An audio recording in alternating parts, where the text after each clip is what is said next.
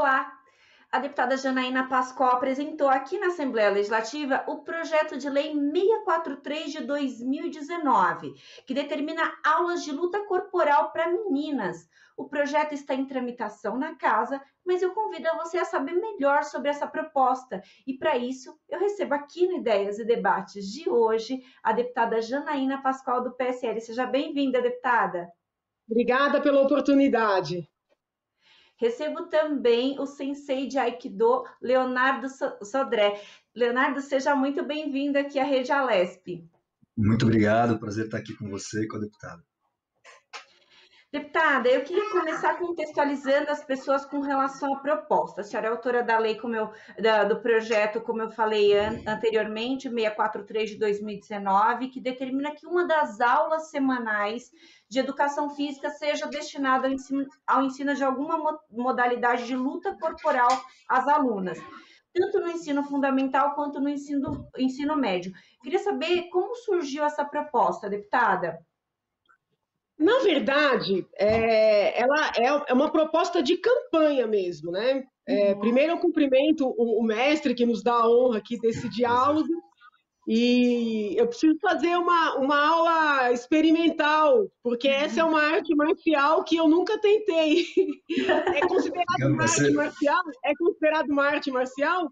Sim, é uma arte marcial. Porque algumas lutas eu já fiz algumas aulas, mas Aikido ainda não. Então eu quero experimentar. Mas essa foi uma promessa de campanha. Quando eu me apresentei candidata a deputada estadual, porque assim, toda a minha formação é na área do direito, mas especificamente no direito penal, também constitucional, mas o forte é penal.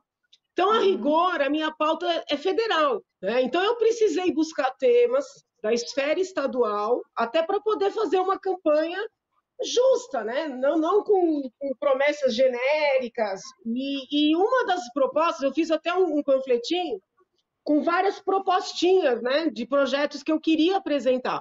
E já nesse panfletinho constava o projeto para garantir aula de luta para meninas, né? Por quê?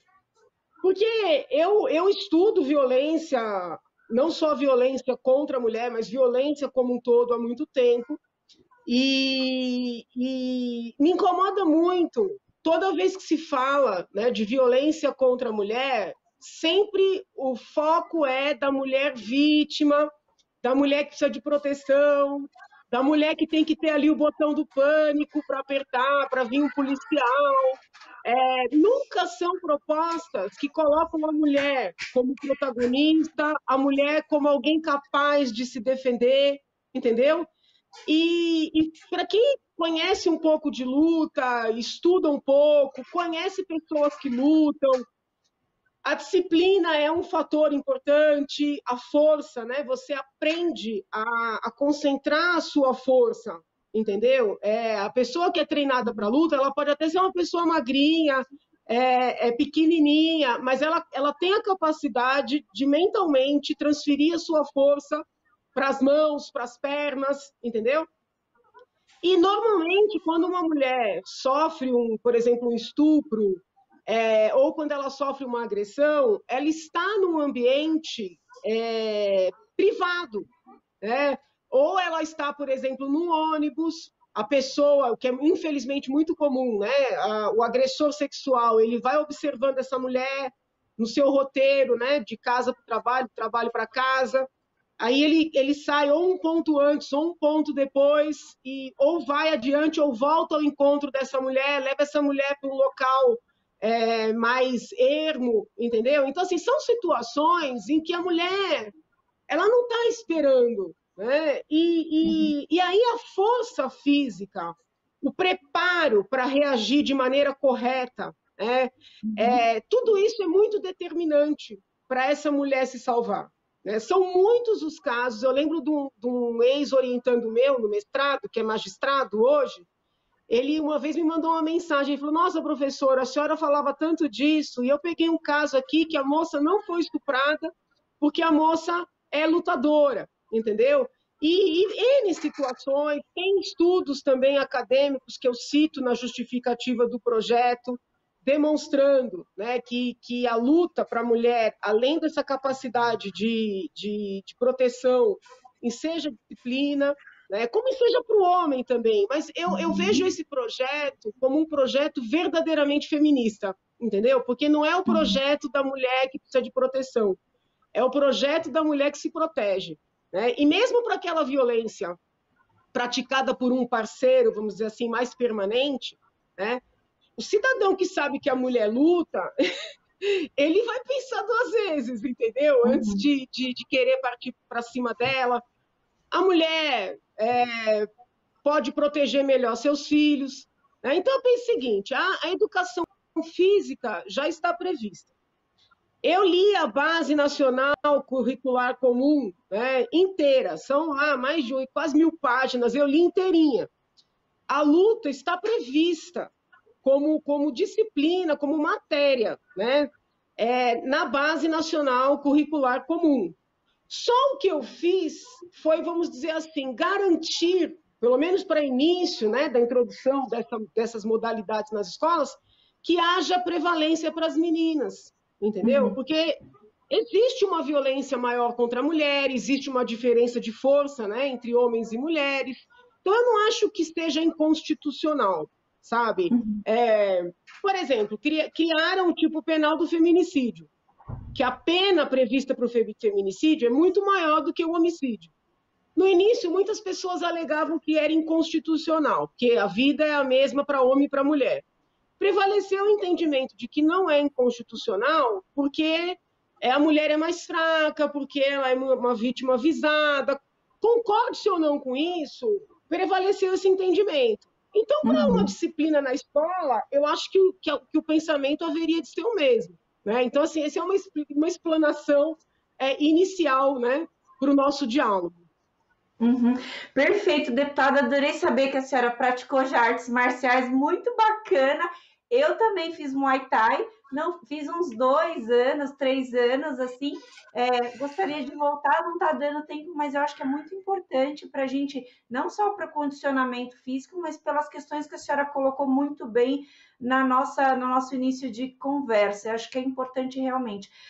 Sensei, a partir de que idade o ensino das artes marciais é recomendado? Adolescentes e até adultos podem iniciar? Eu acho que é importante também a gente contextualizar para quem não conhece as artes marciais, entender que se isso pode ser introduzido agora no currículo ou se é preciso ter um preparo para essa finalidade.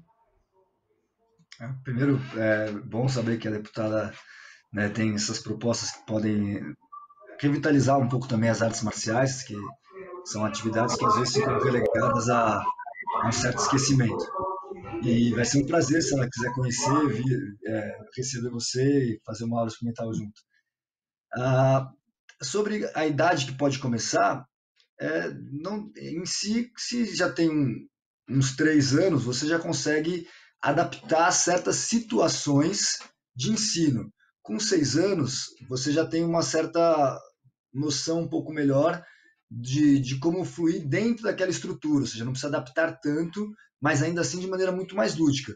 Então, por exemplo, se você nas aulas das crianças, na educação física, já com 3 anos já tem aulas de educação física, pode inserir técnicas de ensino voltadas para o aprendizado da luta, do combate, mas tudo de maneira muito lúdica. Com 6 anos, já pode começar a ir cada vez mais específica para uma atividade em si, ou seja, isso aqui é o judô, isso aqui é o aikido, mas sempre no início de maneira muito lúdica. E não tem limite de idade, né? Os adolescentes podem fazer e os adultos, idosos podem fazer, é ilimitável. Você só adapta de acordo com a circunstância de cada indivíduo. Então, é evidente que um adolescente, um adulto e já formado tem um tipo de prática, uma criança é um outro tipo de prática e um idoso é um outro tipo de prática, mas, em tese, todos podem fazer. E um professor de educação física, ele tem meios de avaliar e executar a prática de acordo com a idade, a faixa etária e a condição física de cada indivíduo. Isso é algo que na formação, né, do educador físico ele já sabe, ele tem como avaliar, e um professor que está dia a dia na escola, mais ainda. Então, completamente, o ensino de arte marcial é completamente viável e adaptável. E geralmente as pessoas pensam que a prática da arte marcial vai gerar um risco de lesão. Olha, o risco de lesão é de qualquer atividade física. Aliás, a não atividade física também promove um risco enorme de lesão. Então, isso não é algo que de real preocupação. É evidente que toda atividade física requer uma atenção, mas aquele professor que já está treinado, que já está ciente da atividade física, e o caso dos professores de educação física que ensinam na escola, eles são formados e têm essa ciência, é muito mais fácil e é um risco mínimo. Né? Na verdade, a não atividade física é que impõe muito mais riscos.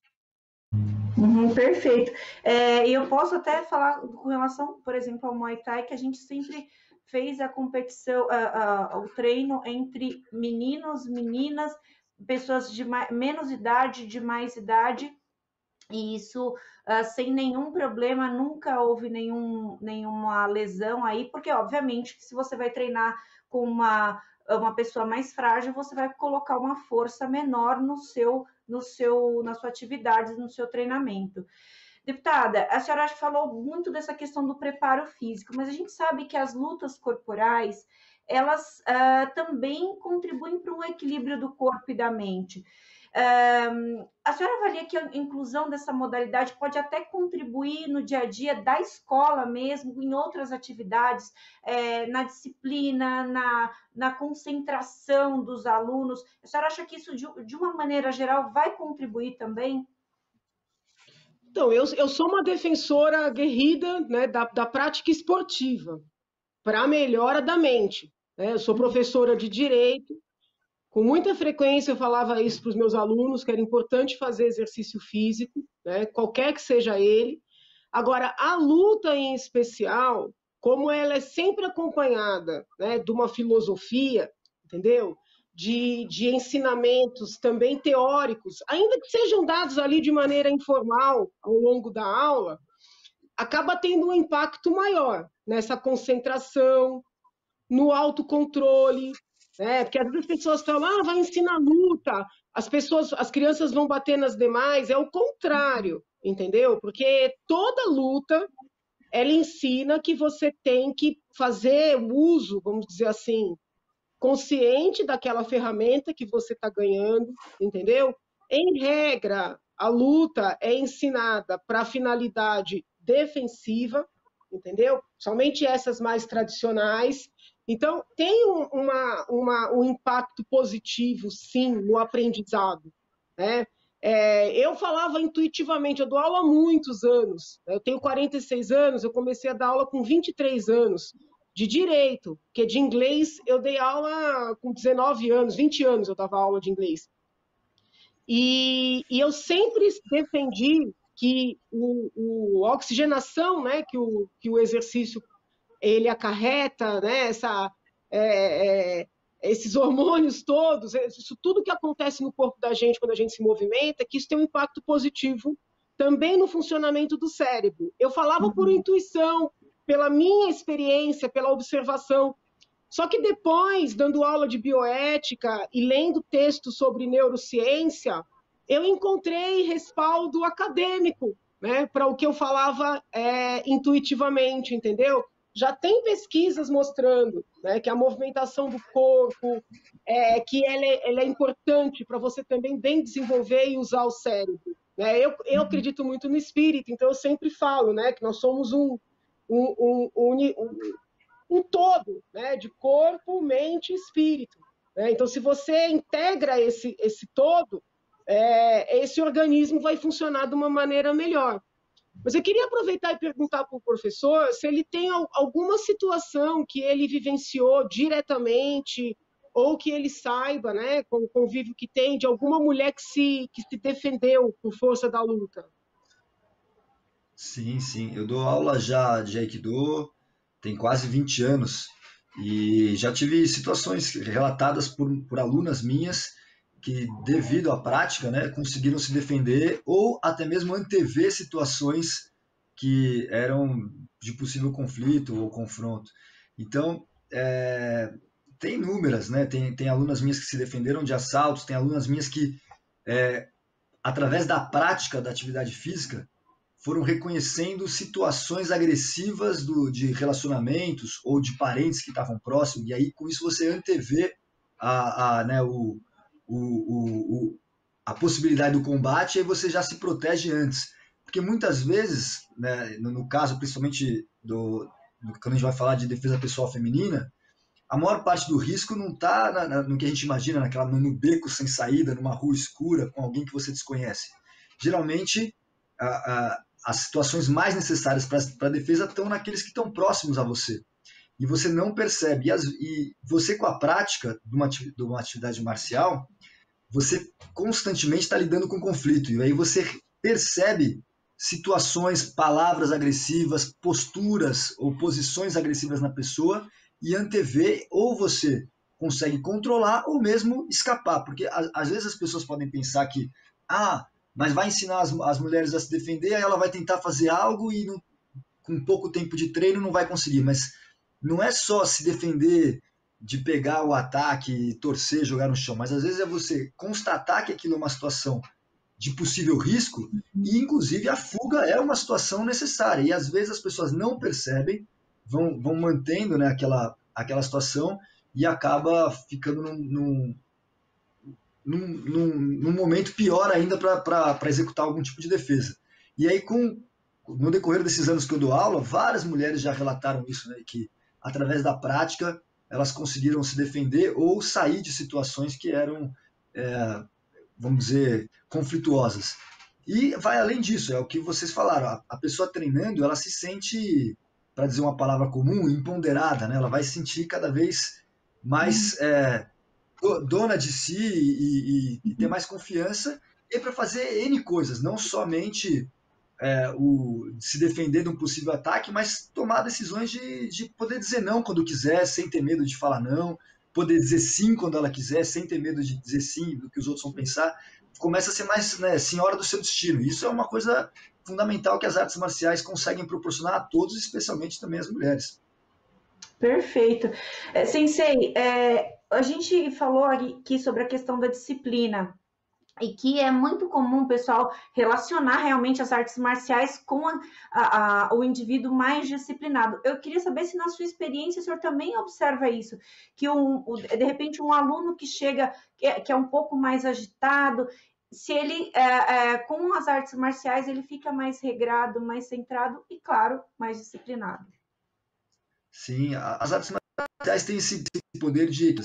às vezes vem alunos que são muito tímidos ou muito introspectivos, e aí ela vai dar com a prática um certo, sabe, externalizar eles, fazer com que eles fiquem, né, um pouco mais solto, um pouco mais confiante.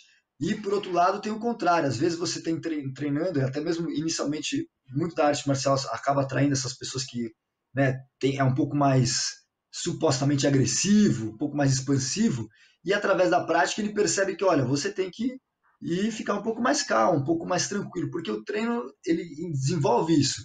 Você começa na arte marcial, aquele que se sente um pouco mais fraco, ele percebe que com a técnica ele consegue se impor um pouco mais. Por outro lado, aquele que tem um excesso de confiança, ele percebe que, olha, isso tem um certo limite. Você vai fazer isso com o outro, a pessoa consegue te dominar. Então ele vai equilibrando. Fora a parte mais importante das artes marciais, que é essa, vamos falar de etiqueta, essa disciplina que você tem que ter.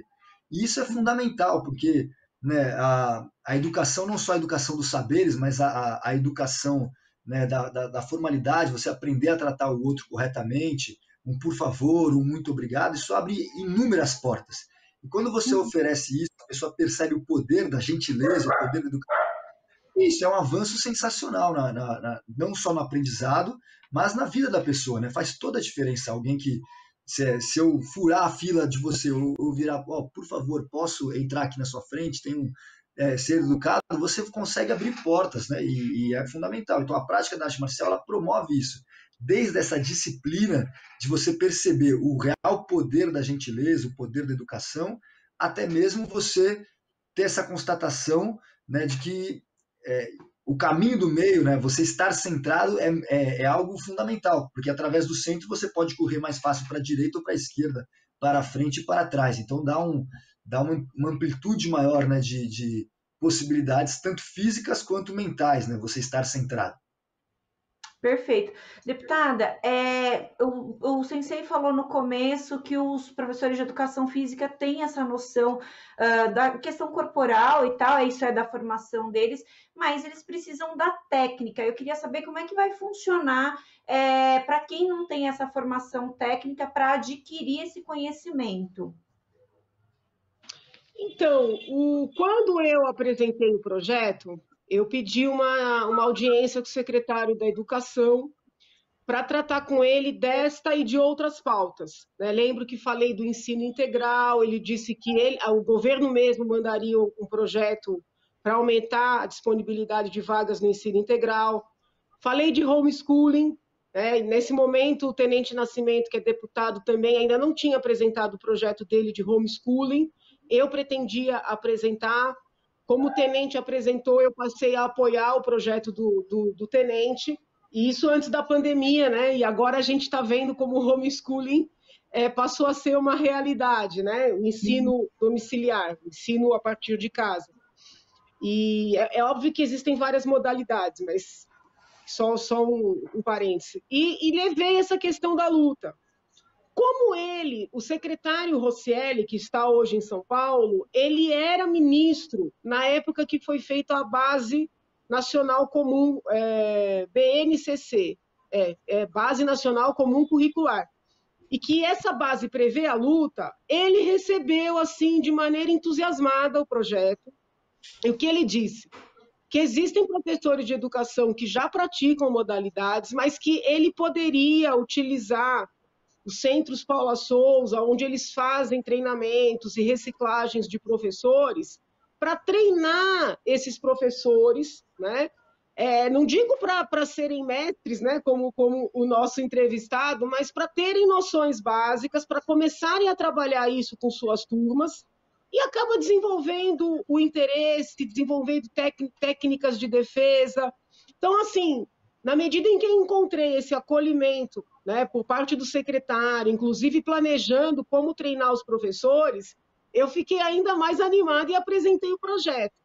Depois da apresentação do projeto, eu não voltei a tratar do assunto com o secretário, até porque, infelizmente, o trâmite dos projetos demora muito aqui na casa, né? É muito frustrante. É comum, a gente apresenta um projeto, a população acha que aquilo já vale, né? Para ter uma ideia, eu às vezes recebo e-mails de professores de lutas que dizem assim, como é que eu faço para mandar meu currículo, para começar a dar essas aulas? E aí eu explico para a pessoa que eu apresentei o projeto e estou aqui lutando, né, verdadeiramente para fazer esse projeto andar, como todos os demais que eu apresentei, e tudo é muito burocrático, tudo é muito lento, né? Na minha visão, injustificavelmente lento.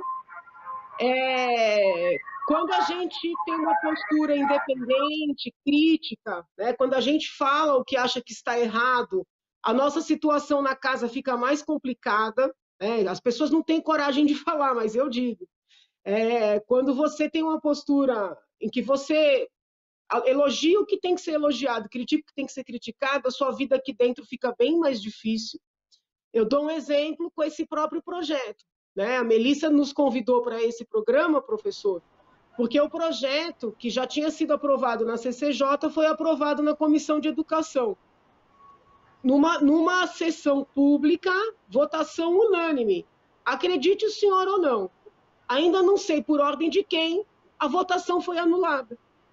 A votação foi anulada porque a deputada que deu o parecer favorável, e deu parecer sendo deputada, devidamente membro da comissão, no dia da votação do projeto, foi expulsa do partido, no caso o PSL, ao qual eu também estou filiado. Então, assim, quando ela deu o parecer, ela era deputada e membro da comissão por ser do partido PSL. Quando o parecer dela foi votado, votação unânime dos colegas se eu estiver falando bobagem, talvez tenha tido um voto contra, mas a votação maciça, né, massiva do projeto, todos que votaram são da comissão. Alguém mandou anular. Aí você fica pensando, será mesmo que é porque tinha que ser? Ou é porque eu andei criticando o governador e o governador manda aqui dentro? Aí eu telefonei para o setor técnico e falei, cadê o artigo do regimento que fundamentou essa decisão? Não tem. Né? Então, assim, é duro, a gente segue trabalhando, são projetos importantes, projetos bons, esse da luta, para proibir gasto de dinheiro público em publicidade, para dar celeridade nas adoções e outros tantos que estão aí, a passo de tartaruga. Agora, quem sabe, né, já que o secretário é favorável, e eu gosto muito do secretário da Educação, quem sabe o governador faz com esse projeto o que fez com o projeto do deputado Gil, que ele vetou e depois copiou e fez um decreto. Né? Então, a minha esperança a ideia é boa, eu não preciso do meu nome no projeto, né? Eu só quero que as meninas tenham essa possibilidade. E se eles quiserem, né, adotar o projeto, eu vou ficar feliz, porque a gente traz as boas ideias para que elas floresçam, né? Não para aparecer como dono dessas mesmas ideias. Uhum. Deputada, enquanto a senhora falava, o Sensei travou um pouquinho, mas só para te contextualizar, Sensei, a deputada está falando sobre a tramitação do projeto, que é um pouco demorada, acabou que na votação em que foi aprovado ele acabou sendo anulado, mas e aí ela tem a expectativa, acho que o Sensei está com um probleminha técnico ainda, mas vamos seguir daqui, deputada. O secretário falou com a senhora que é favorável ao projeto. Me parece, deputada, que o projeto para implantação, isso sempre é um entrave dentro da casa, da questão da dotação orçamentária, é um projeto de implantação muito simples, sem muito recurso. E eu queria saber se a senhora tem esse respaldo também com relação a essa questão da implantação nas escolas, e acho que até de uma implantação muito rápida e de custo baixo. Eu queria saber da senhora sobre essa questão. Sim, eu sempre tomo esse cuidado, Melissa, de apresentar propostas que até são, vamos dizer assim, vão ter um impacto grande na vida da população, mas que não tenham elevação, né, de gastos, impacto orçamentário, né, todos os meus projetos. Pelo contrário, eu busco economia. Né? O projeto que proíbe gastar dinheiro público em publicidade vai trazer economia. O projeto que busca acelerar a fila da adoção não vai ter gasto nenhum, muito pelo contrário. As crianças vão sair dos abrigos, famílias que querem cuidar dessas crianças vão assumi-las com todas as despesas inerentes à educação de uma criança. Então, assim, eu tomo esse cuidado, porque, infelizmente, já existe uma cultura de retirar a competência dessa casa. Então, eu procuro fazer projetos, né, bons e seguros, para que eles não sejam, né, derrubados. Ainda assim, por perseguições políticas e outras questões, às vezes a gente consegue aprovar e derrubam o projeto da gente. Então, eu tomo bastante cuidado. Sensei, a deputada estava falando sobre a questão da tramitação do projeto dentro da casa, que é um pouco burocrática, demorada, e também a gente falou um pouco sobre a questão da implantação efetivamente do projeto, da questão orçamentária, né? Que isso é algo importante até quando vai se analisar o projeto. Queria saber o que é necessário para implantar aulas de artes marciais em qualquer ambiente, se é um custo alto para essas aulas serem implantadas. Olha, na realidade não é um custo alto, porque a prática da arte marcial ela pode ser completamente adaptável. Então, por exemplo, supondo que sejam técnicas que envolvem quedas, aí você teria que colocar tatame, mas você tem como adaptar o treino para simular e não fazer efetivamente a projeção. Você tem como, por exemplo, vamos imaginar um Muay Thai que vocês fizeram. Você, em tese, teria que ter, né, sacos, luvas, mas você pode treinar a movimentação, fazer uma sombra, uma distância. É uma prática altamente adaptável. É diferente, por exemplo, no caso de um basquete, sem uma cesta, você ter toda aquela estrutura, fica um pouco mais complexo você jogar sem a bola, e dentro das atividades. Então, a prática da arte marcial em si, como ela é super adaptável, ainda mais se você não está dando uma arte marcial específica, você está dando uma técnica pessoal, uma introdução à prática de luta, ela é completamente adaptável, ela não fica presa num sistema. Então, você tem como tornar isso num baixo custo enorme. E no quesito que a deputada estava falando da formação dos professores, mesmo aqueles que não têm, porque eu acredito que o interessante desse projeto do qual eu li é que você não está ensinando uma luta, então você não está favorecendo, sabe, a prática do judô, do karatê, do aikido, do muay thai. Você está dando uma prática mais abrangente, ou seja, a introdução à defesa pessoal, né? Aí você pode pegar e esses professores não precisam ser formados em si numa prática específica, mas eles podem ter uma introdução que eles possam transmitir aquele conhecimento. Você já tem na formação dos policiais, na prática do pessoal, você pode fazer uma integração entre a polícia e a formação dos professores. Então, os professores de defesa pessoal da academia podem ministrar cursos para esses professores lá no Centro de Formação da Secretaria Estadual da Educação. E, você faz uma integração entre polícia e escola, cada vez mais forte, que é extremamente essencial para vamos falar assim, para uma segurança pública melhor. Você já começa a ter uma relação melhor escola e polícia. Você pode ter uma série de atualizações com os professores e até mesmo integrar as práticas das artes marciais nisso, ou seja, você criar estruturas que os professores de artes marciais também possam ir lá, até mesmo para divulgar aquela arte, aquele trabalho na escola, junto com os alunos.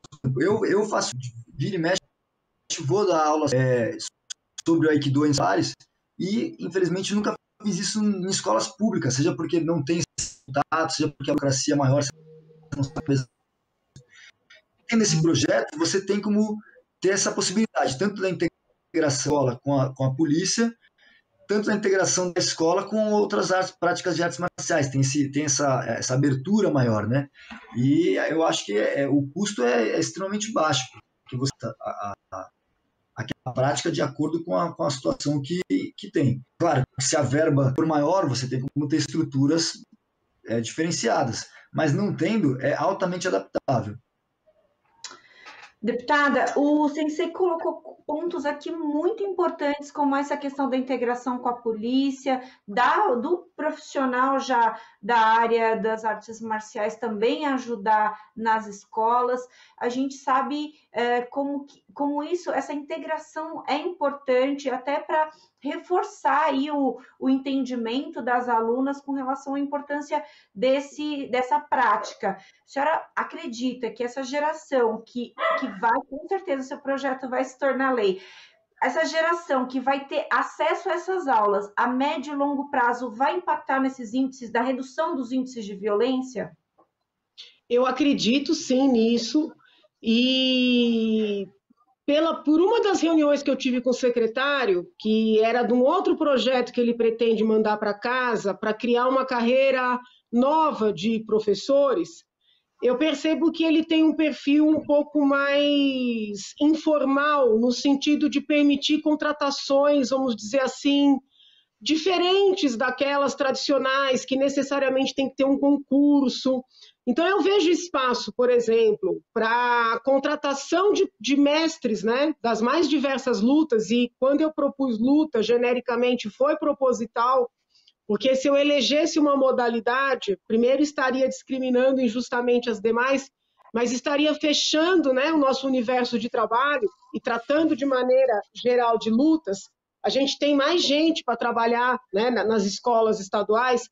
Então, eu vejo que o secretário ele tem um pensamento que a gente viabiliza, vamos supor, contratar esses vários mestres, seja para eles ministrarem as aulas, mas principalmente para eles prepararem os professores de educação física, que já são os professores da rede, né? Existe flexibilidade para isso. E o professor agora deu uma ideia que eu confesso que eu não tinha tido, porque eu pedi apoio dos colegas da área de segurança aqui na casa, tem muitos policiais deputados, justamente com esse argumento, Melissa, de que a gente ia preparar essas mulheres, que no futuro nós teríamos mulheres que conseguiriam se defender da violência doméstica, dos estupros, e isso teria impacto nos índices. Então, meu argumento sempre foi esse argumento, vamos dizer assim, futurista, né? Uhum. Mas agora o professor trouxe outro. Na verdade, nós podemos até abrir uma nova porta para policiais, por exemplo, trabalharem em conjunto com a Secretaria da Educação, seja diretamente com os alunos, mas principalmente preparando esses professores de educação física. Então, assim, acho que agora eu vou ganhar mais apoio ainda dos colegas que são policiais aqui na casa. Obrigada, professor, pelo argumento. Precioso argumento. Não, sim. Com certeza. Eu acho que é muito válido. Eu acho que eu acho que é muito válido, inclusive porque é fundamental, né, para quando a gente fala de segurança pública e educação, ter essa interação entre a escola e a polícia, assim, para onde chegar, e tudo isso, essas estruturas a própria polícia tem, e tendo essa integração, o vendedor constata, ele também tem meios de falar, olha, eu tenho que falar com a polícia, conheço alguém, e na ação, né, porque já existe essa formação dentro da polícia, eles têm o curso de defesa pessoal na formação deles, e de repente pode ser até né, já no caso orçamentário, uma integração da escola com a polícia, mas até mesmo uma possibilidade de renda maior, tanto policiais e até mesmo na formação dos professores de educação física ganhar um elemento a mais, do qual até eles podem migrar para uma escola particular ou muitos dão aula também em outras aulas, eles têm um adendo ainda mais no currículo deles, que é essa formação continuada junto com a polícia. Então, acho que é melhor para o projeto. Muito bacana. Eu achei bem legal essa sugestão do Sensei, deputada, inclusive. A gente tem a lei que é da Polícia Comunitária, que inclusive é uma lei que foi votada aqui na Assembleia, do ex-deputado Coronel Camilo, que hoje está na Secretaria de Segurança Pública, e aí o objetivo dessa polícia comunitária, desse policiamento solidário comunitário ali, integrar a população com a polícia. Então, quer dizer, se de repente esses policiais do batalhão conseguem entrar nas escolas para dar essa formação, para ajudar nessa formação, isso também é um passo a mais nesse objetivo também da Secretaria de Segurança Pública. Quer dizer, é um projeto que reverbera. Eu acho que é melhor trabalhar na formação dos professores, até para evitar discussões de ordem ideológica, evitar confusões outras, trabalhar na formação dos professores. É muito importante essa sugestão, né, do professor, do mestre, e vou trabalhar isso aqui dentro com os colegas que estão da área de segurança, os colegas policiais. Que bom, muito obrigada. Eu gostaria de agradecer a deputada e ao Sensei pelo programa muito bacana que a gente fez hoje, porque essa é uma nova perspectiva, é um novo olhar aí para uma questão que é grave, que é o da violência, mas também que traz outros pontos que são importantes da gente destacar, como da questão da contribuição com a disciplina, como da integração aí, da sugestão do Sensei da polícia com a comunidade. Então, a gente traz aí com esse projeto da deputada, excelente projeto, deputada, me permita dizer que é um projeto, a gente vê aí os projetos sendo apresentados e estruturados dentro da casa, é um projeto de implantação muito simples e de um impacto muito grande. Então, eu acho que é um projeto muito possível. Parabéns, deputada, muito obrigada.